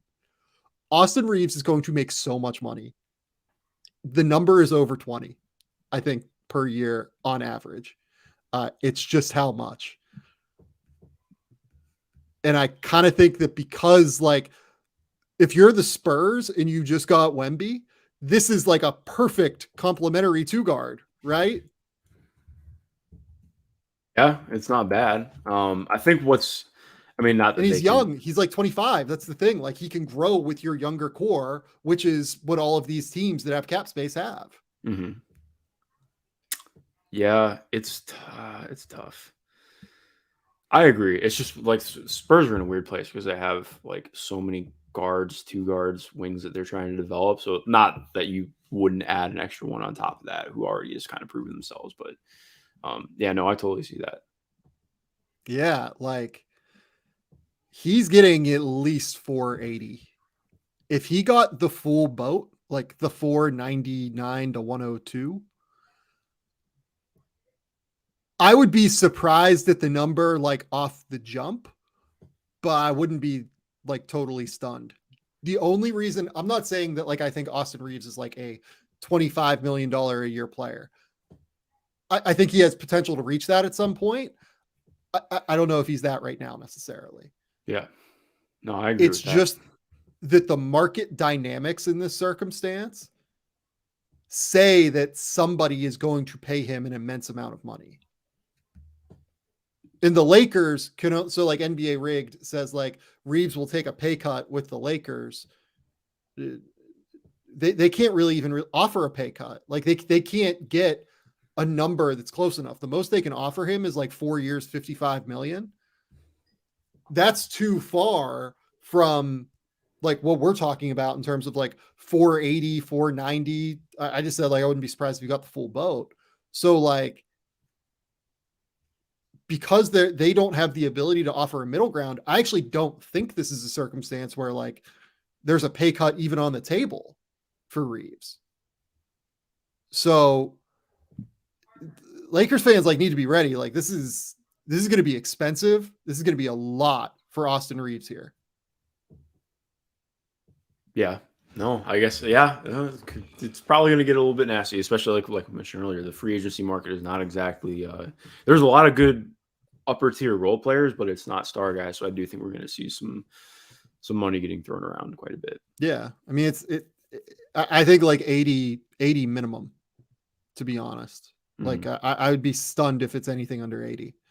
That anything under 80, I think would surprise me more than Reeves getting the full max at this that he is capable of getting, which is like 499 or 4102. Mm-hmm. Which is insane. I'm aware that that's like insane to say, but purely based off of the market dynamics, not based off of like reporting from what I've been told Houston's going to offer, or what San Antonio could offer, or what, you know, Utah or Detroit or whoever, all the teams that have cap space. I'm not saying like reporting on this or anything. I'm just saying purely the market dynamics say that he's going to get an immense amount of money this summer. Yeah. The more interesting one to me is Rui. Like, what do you do with him?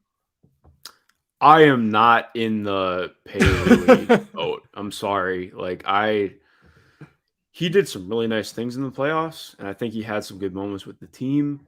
I am still not as high on what consensus seems to be with him. Like I probably am not like if you really feel good about him and want to give him the MLE, cool. That's like poking me with a stick to want to do that. Like I think like maybe, but I just think like when I'm thinking about how much money I'd be spending, and I hate thinking about it like that, but like there are just players on the open market that I would probably be more interested in right now. Okay, hear me out on this. This is going to sound like stupid off the cuff. What if you did essentially like a 3-year, $60 million contract for Rui with No. a team option. Stop, No. wait. With a team option in year 3. So you pay him like a lot of money to start. The second year is basically expiring. It allows you to retain Rui for this year if you want to keep him. And like money is money, you know, it's ownership, it's whatever. And then that's an expiring contract that gives you more flexibility next summer, because the thing that the Lakers are missing right now is they don't really have like an in-between contract to be able to facilitate trades if they need to like make moves next summer. What if you basically overpaid for 3 years, had the team option in the last year, essentially making next year an expiring contract year, and then allowed him to stay on the team? And then if he like plays well and plays up to that contract, great, whatever, you keep him. But it gives you flexibility long term to be able to continue building the roster. Yeah, I don't know. I mean, I get what you're saying. I'm probably being a little bit too harsh, in all honesty. But I just like the idea of paying Rui that much is a lot for me. I can't really get there. I think it's more than what he's worth. I'm not denying that. I think that if I was pinpointing a number, I would say like, honestly, I probably would give him more than the MLE after the way he played in the playoffs. I think that like, you know, 4 years, 50 million is probably about, you know, 4 years, maybe like 60 million is not like totally unfair for him. Yeah, no, that's not terrible. I think like, I just wouldn't want to pay it for 4 years is my thing. Like I would want to go shorter term.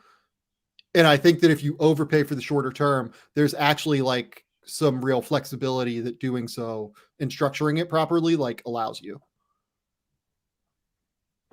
Yeah, I think that's I get what you're saying. You're just disgusted right now. I'm not. I've disgusted like, Mark Schindler. I feel like Rui is just a really hard player for me. I've wanted to have things click for him for years. I still am just not optimistic that this was things clicking for him, because I think there have been good stretches from him before. I really hope it works out. I would not be the team that's going to pay him $15 to $18 million. Like I'm just not super comfortable doing that. Like I don't know. I would rather find a way to pay Cam Johnson. That is where I'm at. I would chill out. Maybe that's not like a functional thing. I know that you can do. A functional thing that I can do. But like, yeah, it's it's not. I get what you're saying. Yeah. So look, this is how I'd approach the offseason. Like I'd try and operate over the cap. I would try and retain Rui and Austin Reeves. If somebody wants D'Angelo Russell and like a sign and trade of some sort, I will help. I will be more than happy to help you do that. That sounds great. I will retain Austin Reeves. I will retain Rui on like a weird contract like that and try and explore adding like another additional guard. And obviously this can all change. Like this can all, if Rui gets like an enormous offer sheet from somebody, like if he gets like a 480 offer sheet or something, then you just, you know, I think then you start negotiating like a sign and trade or something like that. Maybe the Raptors would really like Rui. Maybe like that gives you some optionality on who you can acquire from the Raptors. You know, in terms of like some of those clutch guys, like I don't know. Like I think that there are a number of things that could happen there in like sign and trade scenarios. It's just like,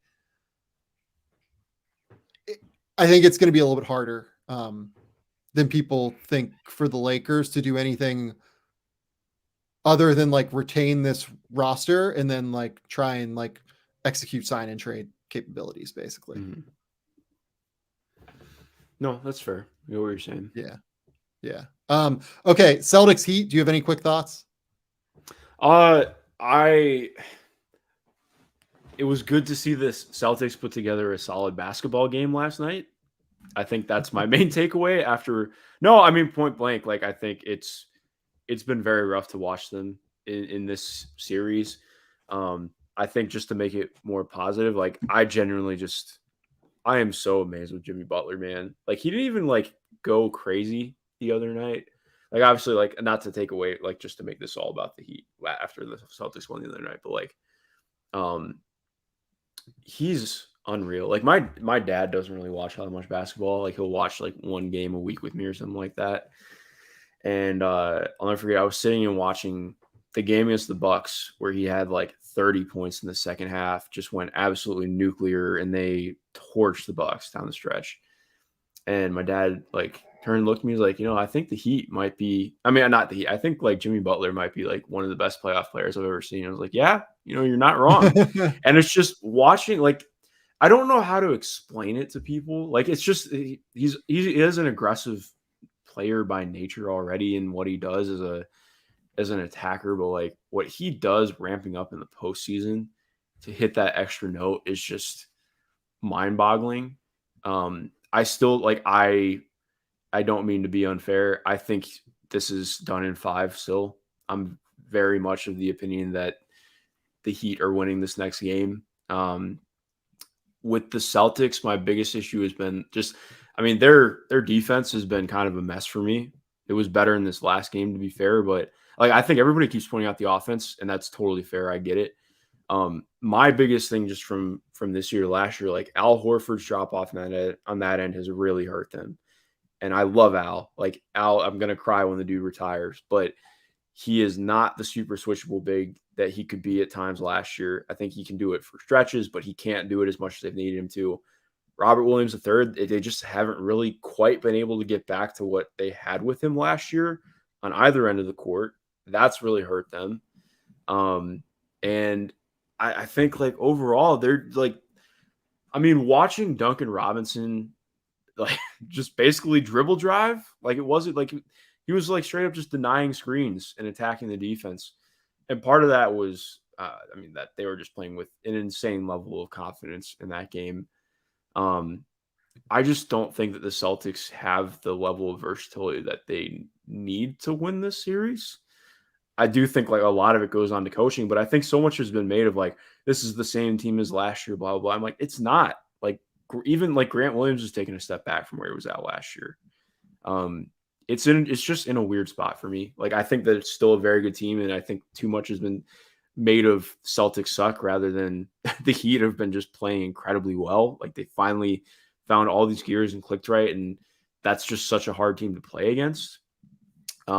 I think last thing I'd say too, this has been a really rough series for Malcolm Brogdon, and I think they needed him to be a lot better than this. He was really solid in games 1 and 2, but I think defensively he's been a real struggle. Like, for like one of the hardest parts about playing the Heat, and part of the reason why I think I will pick the Nuggets to win the finals against them, but I think I'm very open to the idea of Miami winning.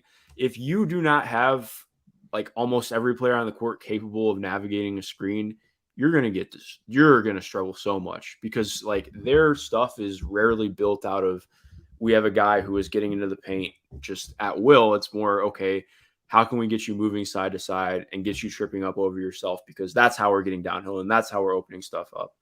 And I think Malcolm has really struggled with his screen navigation. They've targeted him a ton with off-ball stuff. I mean, it's been everybody. Him and Jalen has been an absolute mess. And I think that's where you just see some of the difficulties of being a team that doesn't that relies on switching as much. And again, like I think last year's team would handle this a lot better, as we saw them do in the playoffs. But it's just a different year, and it's a slightly different team. So yeah, I don't know. Are you more optimistic about the Celtics than I am? So like, no, but maybe more optimistic than you. I wouldn't say I'm optimistic, but like, I think it's just really fucking hard to roll off 4 straight games against this Miami team. I think they're awesome. I think they're like super, super smart and super unselfish. And it's just really hard for me to imagine the Celtics getting like 3 straight games now moving forward of like super efficient offense against this team. No is more optimistic than you, but like I think the Heat win in 5 or 6. Probably, I think 6. I would say 6. The Heat win in 6 is where I'm at. Yeah. Yeah. That's where I think Boston wins at home here, and then Miami wins in 6, maybe. Can I Boston just? is, Oh, sorry. Go ahead. yeah. No, go ahead. No, I just wanted to say one thing. And this goes for the Celtics. This goes for the Lakers. This goes for any team that's lost. And especially I read an article today, basically calling out Joel Embiid from a very notable publication, calling out Joel Embiid for a lack of mental toughness. And like, I just really struggle with that from a multitude of angles. Primarily, like one of the things that I look at so often, okay, if you're saying this team or this player is lacking in mental toughness, A, what do you mean by that? B, can you even point out what's going wrong on the court? C, I just think that there's so much of and I know we've just sat here for like the last 2 hours analyzing and talking about things, but I think you and I do it in a very fair and nuanced way. That's why I like doing this with you. Yeah. But like one of my biggest issues with where sports media is at right now is that so much of it is let's just throw out analysis instead of asking questions. And I think so much of this, like, there has to be like a point brought in between of trying to understand where people are at and where, like, I can't understand where, Joel Embiid's entire life or something like that. And not that he wants me to, but like, point being, like, there has to be like more of a, instead of just like throwing out these takes and shit, like an actual trying to understand where somebody's coming from and where they're at. Like, I don't know if this is making any sense, but I just like get really frustrated with seeing that stuff because I think if you look at Joel, knowing like he was playing through a pretty banged up knee most of that series, did he have a good series? No. I think going out and saying that was a lack of mental toughness is weak, incredibly. And same thing with, I'm seeing that with the Celtics a ton too. Like, this team really frustrates me. Like, yes, they can be very difficult to watch, but I really struggle with so much of the stuff being like, oh, well, this team is doing things wrong. They're bad. They're this. And I think like, yeah, there's room to be critical and be honest, but also like the Heat are just playing incredibly fucking good basketball. They've been doing it for a month and a half now. I don't know, man. Like, sorry, I just needed to get that off my chest because it's been bothering me the last couple of days. Yeah. So like this is the stuff that annoys me too. I don't love it. I think it's really stupid to speak in those manners. I think there are teams that sometimes that is true, but yeah, like I'm not trying to take it too far and feels, say that there isn't sometimes that aspect, but I think most of the time the way that it gets brought up is just horse shit. yeah, I agree. Like, if you're gonna do it, like, do it with like reporting, do it with actual like semblance of real context to it. I just don't. I don't. Yeah, I'm not that kind of person. And then like, meanwhile, like we're fully entering silly season because I just saw that. And I really quite like Nick Wright. I think Nick gets like a bad rap a lot of the time because he's on TV and yelling and has to talk for 3 hours on TV every day and also has a podcast. And like, you're going to give bad takes. Trust me on this. If that's the case. Nick also popped up a LeBron James for Jordan Poole, Jonathan Kuminga, and Moses Moody thing. Yeah, today. I saw that. That was something. What? No. And like, this is a classic Kevin O'Connor thing. Kevin wrote this like hypothetical earlier this week in the Ringer. Why did the Lakers do that? Oh, they wouldn't. There's no reason for them to. Like, not at all. My brain is hurting. Why did I'm all for it? Like, I'm here for it. Let's get those. Let's have some fun content. I just want to be clear. Like, why in the world would the Lakers do that? Yeah, the Warriors are writing the check now if they can make that happen. Like, he's being sent to the league office automatically. He just signed, like, genuinely, like, LeBron does not like really have power in this circumstance, weirdly. Like he does, like he could say he's going to retire, I guess. But like if he's retiring, then you're rebuilding anyway, and like you're the Lakers and you're just going to try and like then you move Anthony Davis, you get all the pick capital you need, like all that stuff. Like I'm so confused on that. I'm so confused on that piece of it. I mean, like if you're the Lakers, like why are you catering to like his wants and needs there? I'm so confused by that. Okay, I wanted to talk a little bit about the draft as well. Mark did not have any strong takes, so I wanted to kind of talk a little bit about a couple of things. So I've seen like recently, so like Adam Finkelstein wrote a thing over at CBS, basically like calling out like how when you actually talk to NBA teams, the difference between Amen and Asar Thompson is actually Mars Blackman asking. So like, why is there suddenly a narrative change in people liking Asar more than Amen? And Adam, I think like did a really good job of writing this. Like when you talk to NBA teams, they see them as very close. Like they do genuinely see them as like 6 of one, half dozen of another, depending on what you want, depending on like what you're looking for, depending on like what you value in prospects. Amen's footwork, his polish, his shooting potential is just a little bit higher. Also, his defensive fundamentals are a little bit higher. Frankly, like Asar is a better player than Amen Thompson right now. Would you agree with that, Mark?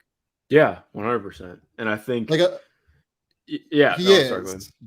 Yeah, no, like he is. Go ahead. What were you gonna say? Yeah, I think like he's a better player. I think that he brings more stuff that you can envision in like a connective role and becoming like just a really quality player who can make the right play and do some potentially more stuff with the ball in his hands as he develops out. But I do think it's just like some of the stuff with Amen has been like kind of ridiculous, which I think that's what you're getting at. Like there are people mocking him like outside the lottery or like, you know, in the tens and wait, like what? Oh yeah, nobody's doing that. Not right? Like reasonable people, but I mean, granted, like there are people who think that they're reasonable doing it, but like I don't know, like I'm seeing people like there are very fair critiques of like his shot. I get that. But I also struggle with the way some people talk about OTE, to be honest. Like, I think OTE is a different viewing experience for sure, but I still think it's a really great way to evaluate talent. It's just different. Like, you and I have talked about difference in viewing environments and stuff before, and I think it's different. But sorry, I didn't mean to hijack this. Go ahead. No. I'm really a problem with it.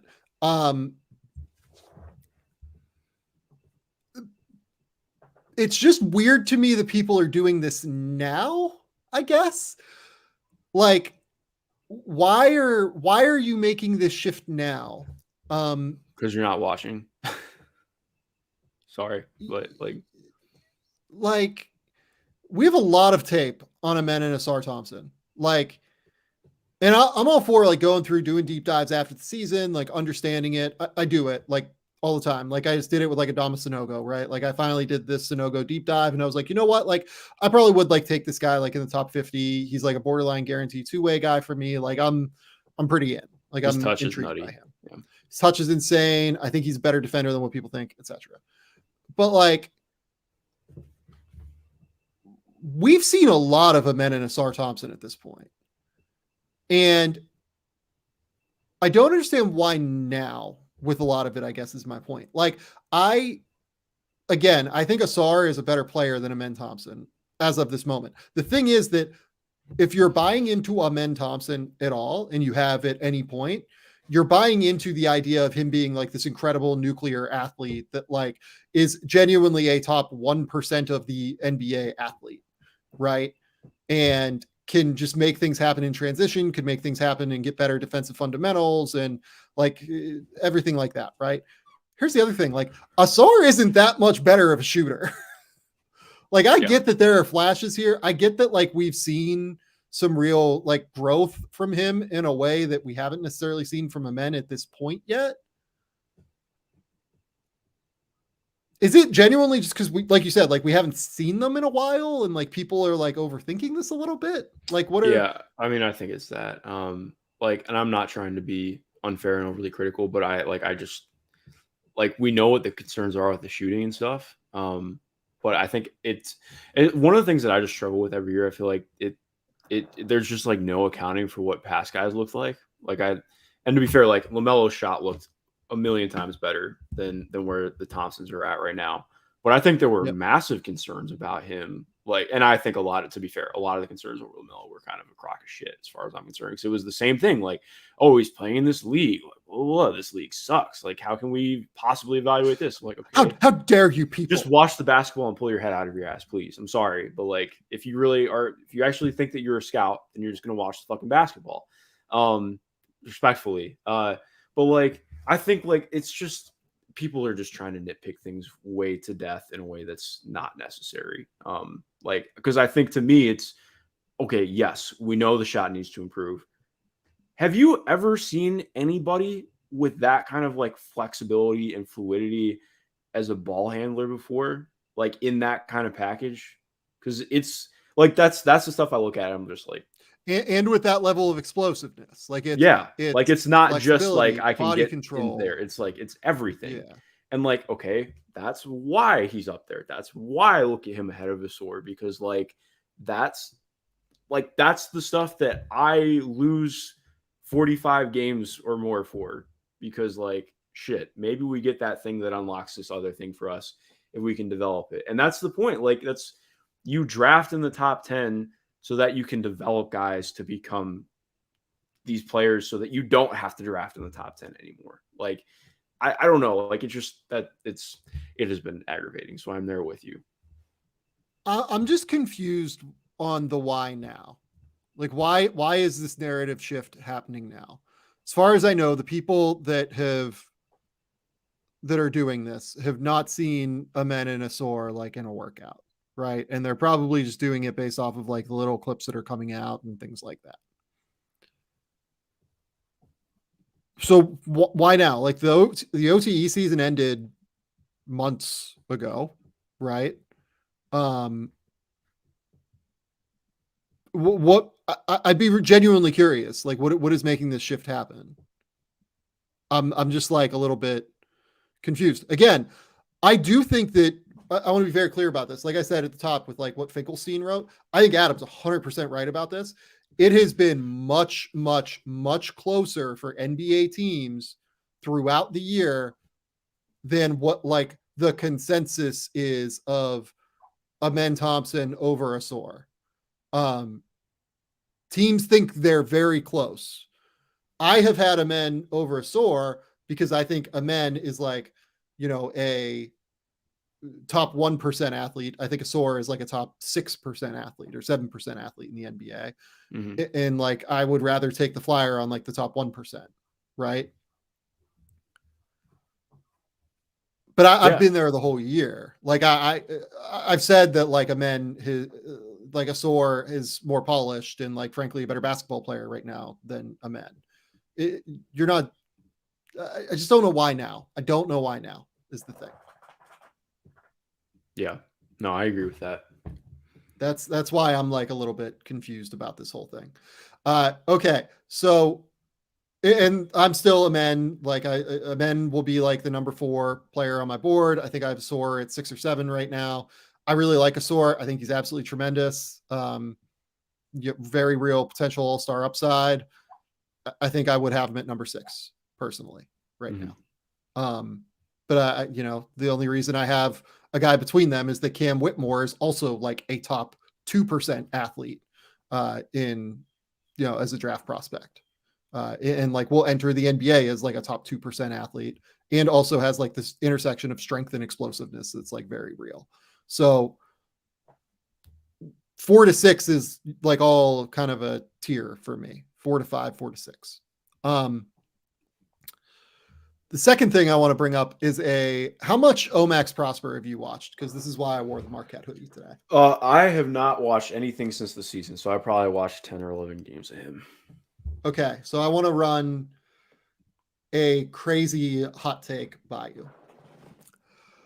My take is that Omax is basically DeAndre Hunter, but without the mid-range game that like DeAndre sort of has, but you don't actually kind of want him to use it that often.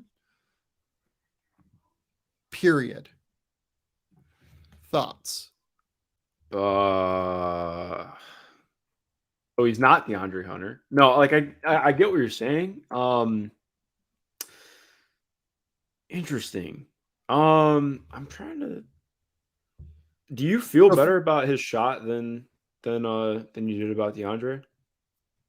I think that they're both like questionable shooters. Yeah, I think they were both fair. questionable shooters entering the draft. I mean, like guys that long term would probably shoot, but like would take some time. I think I like. I mean, maybe I'm probably too sour now after just watching him for the last couple of years, but I like what Omax could be as a defender more than DeAndre. But that's mainly because DeAndre has been pretty average as a defender in the NBA. Like, I think Omax could become better than that. Like I think the biggest thing for me with Omax, like he's really strong. Like that, I think that's been for me the biggest issue I've had with DeAndre is like I thought he was gonna. Well, I didn't even really watch. That was like pre me, but like going back and watch stuff, I thought DeAndre looked a lot stronger at Virginia than he's played in the NBA for the most part. Like I don't like that functional strength has never quite been there. Omax has like just a much lower base, and I think that his functional strength in general is a lot better for me. So I kind of see it. I still think that the offense is just there's like some good stuff with the drives, but I don't know. I don't hate it. Or is this your way of saying that you think he's a first rounder? I think Omax is a first rounder. I do. Yeah. Yeah. I don't mind that. I can get with that. Yeah. I have Omax at like 25 or so right now. Like I do think that like taking away the mid-range potential is like a real issue. He is like Omax is a much more robotic, like they're both very robotic. Like I had an NBA scout text me last night that Omax is the Jar Jar Binks of the Big East. He's off balance, but just seems to get stuff done. Yeah. Say about the entire Marquette team. Well, I mean, I think it is worth noting too, just the trajectory that he's been on. Like he was somebody who like, I probably watched like 3 or 4 of his Marquette games, not Marquette, 3 or 4 of his Clemson games, but he was somebody who like, just like with BART queries and stuff, popped pretty instantaneously as a freshman. Yeah. And like, you could tell as soon as he got to Marquette, like, oh, hey, he's figuring some stuff out. And with Justin Lewis moving on, like he got a bigger role and you could see more with him. And yeah, I mean, I see it. I think that's like, he's one of those guys who I think like a very good idea of when you're talking about sort of a late riser and thinking about what their trajectory's been, how they can be developing, how they've looked in combine settings and stuff. I see that. Yeah, I'm very curious. I really like Omax. I think he is a very real potential, like NBA, very, very good rotation player. These guys that are 6'8" with like a 7'1" wingspan who can actually defend 1 through 4, they are really fucking hard to find. Like really, really hard to find, especially when they have shooting potential. Like this is a first rounder to me, I think. I have a lot of questions on like his processing ability and his feel as a passer and like a playmaker and stuff, but I'll take the flyer on him over like Brandon Pajemski, for instance. I keep using Brandon Pajemski as like an example. I'm sorry. I'll stop bringing him up on the show, yeah. But like to me, like 6'8" defensive stud is like that can shoot is a lot more valuable than like the Pajemski archetype, basically. No, I got you. I hear what you're saying for sure. Yeah. Last thing I wanted to bring up is the Washington Wizards finally have a general manager. It is no longer JT3. It is now Michael Winger, who's been hired as the president of Monumental Basketball, which is like the holding corporation that owns the Wizards or whatever. Scows Roar asks, do you guys think the Wizards GM hire signals they might be moving away from the middle ground and actually tanking or rebuilding? Does this affect what the Wizards do in the draft? My answer is probably not, but I'd be interested to hear yours. I would say probably not as well. Until Ted Leonsis sells the team, I have no confidence that they're going to do anything short of try and be quote unquote competitive in that given year.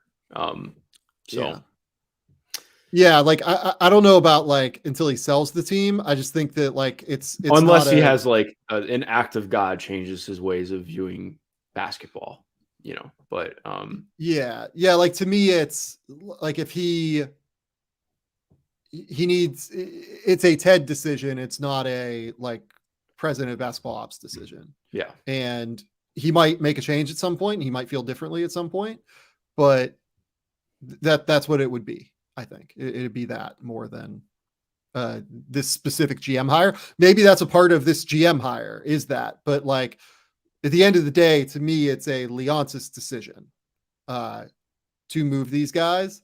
And I don't think that this specific hire versus another specific hire would be the adjustment there. Right. Mm-hmm. No, I agree.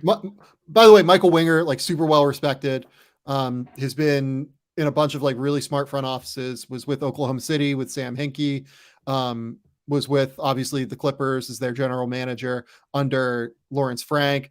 That had like a real high level brain trust, like super smart people there, super sharp people there, working in that organization. Obviously, I think the world of Sam Presti and that organization. I think they're absolutely tremendous there and have been for a long time.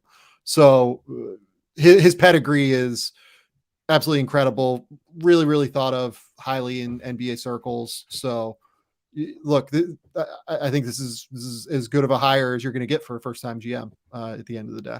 So yeah, we'll see if it works out, but it has all of the experience that you can think of to make this work. Mark, do you have any other thoughts here? Any other concerns? Any other takes you got to get off? No, you look. I didn't have tons of draft thoughts today, but I did have a lot of clips to unload. So I appreciate you letting me do so. I appreciate that. Mark, tell the people where they can find your work. Tell the people what's going on.